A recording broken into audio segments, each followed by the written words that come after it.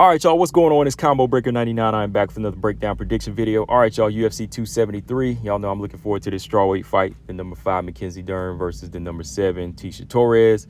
This is a good strawweight fight. Y'all know I love it because I think this has a lot of significance here. You know, it's going to bring new blood up into the division. You know, Mackenzie Dern, she's been hit or miss at times. You know, she has been slowly climbing the rankings. You know, she wants to establish herself as one of these elite fighters, you know, get past Jan Janan, all those other fighters, catch back up to Marina, hopefully get that title shot, right? And then you got Tecia Torres, who is kind of considered new blood as far as, you know, getting into, you know, title contender status because she never made it that far, right? She's been in the division since the beginning.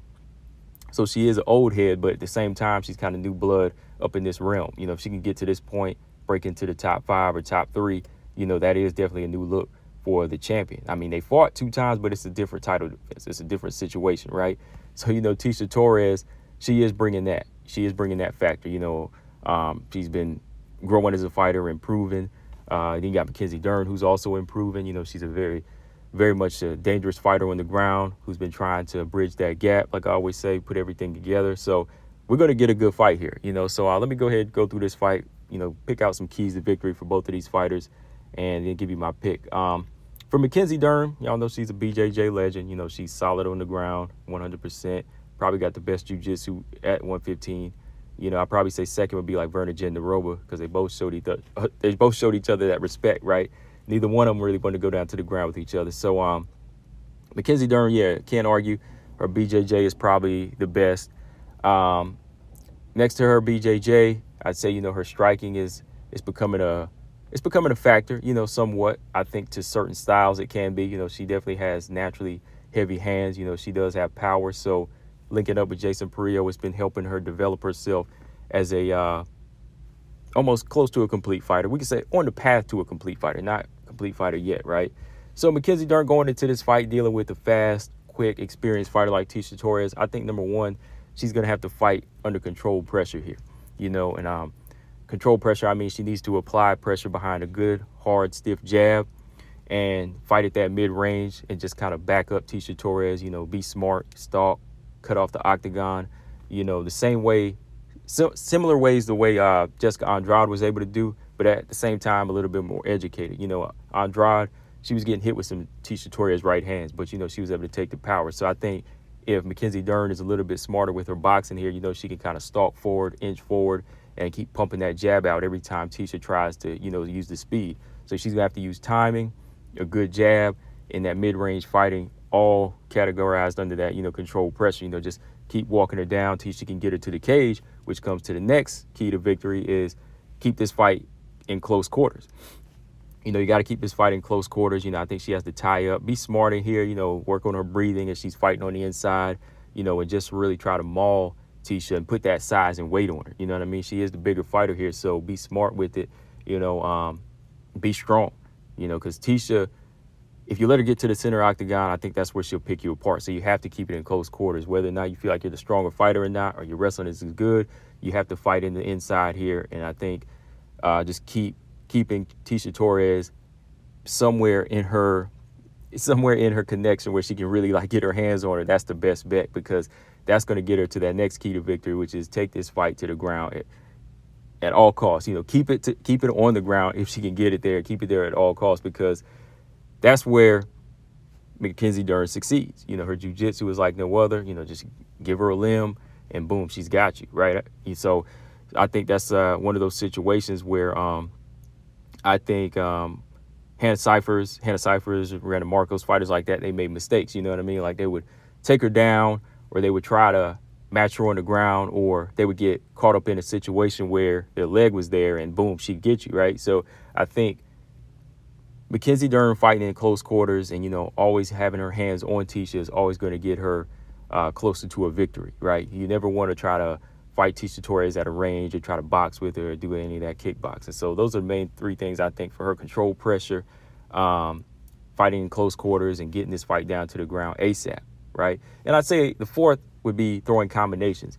You know, throwing combinations, don't swing that overhand right, just hoping for like, you know, that Hail Mary. Mackenzie Dern, she has to throw combinations here because throw combinations, at least 1 or 2 are going to land, right? Throw a 3-4 punch combination, that's something's going to land. Andrade had that success whenever she would come in and try to land something big on Tecia. She would at least land like a left hand or a right, and kind of freeze up Tecia. And then after that, what would come next? The body lock, right? So throwing those combinations is a good way to connect with at least 1 or 2 punches, or it can throw your opponent off and boom, you can go in for a body lock and takedown, right? So those are the keys to victory for Mackenzie Dern. For Tecia Torres, keep this fight in the center of the octagon. Keep it in the center of the octagon.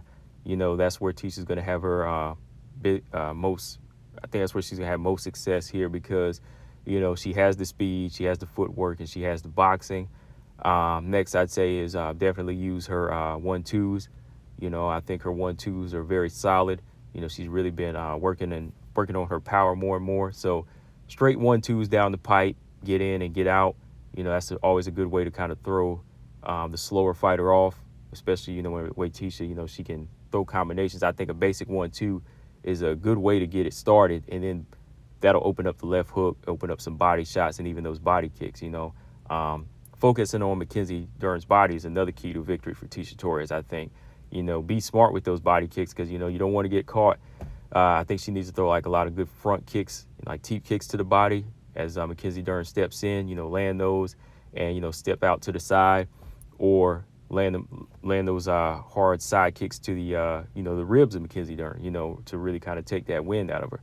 So Mackenzie Dern, in the past, we've seen her kind of gas down the third, sometimes in the second round. I think Tecia Torres going into this fight, if she picks her shots wisely, she can kind of set her up and maybe land some big shots to really do some damage here, possibly get a stoppage, because like I said before, Tecia Torres has been working on her offense a little bit more. She's becoming a little bit more heavy-handed. She comes forward a little bit more, sits down on her punches because I think she has been looking for stoppages, right? And I know on my live stream earlier I said that Ticia's gone the distance in all her fights. Actually, no, she has a couple of stoppages. She did get the stoppage over Sam Hughes and Juliana Lima. I remember that. That was like her first submission. So scratch what I said earlier. She has got a couple of finishes on her resume. So yeah, she's just never been finished. She's gone the distance in all her losses, but all her wins, haven't gone the distance. So she did get, that one stoppage against Sam Hughes and a submission win over Juliana Lima like a while back, right? So yeah, just wanted to throw that in there. Another thing, Tecia Torres definitely got to use her wrestling. I think her wrestling is way better than Mackenzie Dern's. So when Mackenzie Dern tries to lock up and tries to maul her and get her to the cage, she can use those reversals, get those good knees into the body, and really put that pressure on Mackenzie Dern and, get those underhooks and really put that strength on her, show her how strong she is, even though, everybody says she's tiny, she does have that strength. So she has to use that wrestling to escape the takedown attempts and maybe even get a few takedowns and, just get up out of dodge, after she can take her down, So wrestling is definitely going to be a big key to victory for Tecia Torres, to escape a lot of takedown attempts from Mackenzie Dern. So with that said, man, I think we're going to have a pretty good fight. I think it's going to start off a little bit competitive in the first round. Maybe a little respect is going to be shown. But if anything, I think it's Mackenzie Dern that's going to turn it up quicker, because I think she's going to want to close that distance. She's either going to want to land something big or she's going to want to try to get this fight to the ground early, right? So with what she said with that being said, after listening to her interview, how she discussed wanting to be the first to stop Tecia Torres, I think she's going to really put the pedal to the metal in this fight. And, she's going to be looking to put pressure on Tecia. So that might make for an exciting fight. So that's going to force Tecia to fight, throw more combinations, and be on her boxing game. And like I said, use her strength to get those separations, land good elbows and kicks off the break. You're going to see Tecia landing a lot of shots on these openings, whenever Mackenzie Dern comes running in, you know what I mean? So every time she makes her run in, charge at her, she's going to play that matador, and you're going to see her land a lot of good shots here. And I think just really kind of take the wind out of Mackenzie Dern. There might be a few scares, but I think that Tecia Torres, like I said, her wrestling is good enough to break free of these submissions. Because, you got to look, too. Tecia Torres has been working on her takedown defense and her grappling for a long time now. She's been working with some of the best in combine that with her physical strength and how she's really progressed in her own grappling, I think it's really going to be hard to get that submission, but I would never count out Mackenzie Dern now. Mackenzie Dern knows every trick of the book in the book, right? But after looking at how Marina Rodriguez was able to survive, and even like Ashley Yoder, I think Tecia Torres, she definitely has that IQ to know what to do. Because like she said in her interview too, you know, she said some of these fighters, they just kind of fall into her grappling and they just, you know, give her those opportunities. And I think Ticia's going to be on her game watching out for that. So with that being said, the first round or so might be a little bit, you know, respectful and cautious, but it'll pick up going into the second and third. I think Ticia's going to fight comfortably in her usual style with a few good moments there. You know, there might be a few scares, but I think she'll probably win this fight on point. So I got Tecia Torres winning by a decision. You know, I think she can win this thing 29-28. You know, if you really want to get an exact answer out of me, I think she'll win unanimous decision though here. But yeah, and it'll be a fight where she can move on and maybe get a #1 contender fight, you know, get a title eliminator. But yeah, guys, let me know in the comment section what y'all think. I really wanted to, yeah, like I said, do a breakdown for this one. So yeah, Tecia Torres by unanimous decision. And let me go ahead and give you my quick picks for these. Piera Rodriguez versus Kay Hansen. I'm going to go with Piera Rodriguez by decision. Not 100% confident in this one because, you know, I know Kay Hansen, you know, she is a danger. She is a threat on the ground as well. You know, she's a pretty strong wrestler.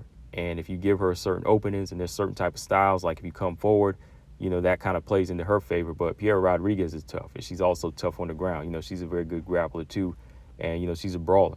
You know, but this is her first legit fight in the UFC, right? So we'll see. But I'm going to rock with Piera Rodriguez on this one. And as y'all know, Aspen Ladd versus Rocky Pennington. I'm going to go with Rocky Pennington by decision as well. So, yeah, guys, those are my picks from all three fights.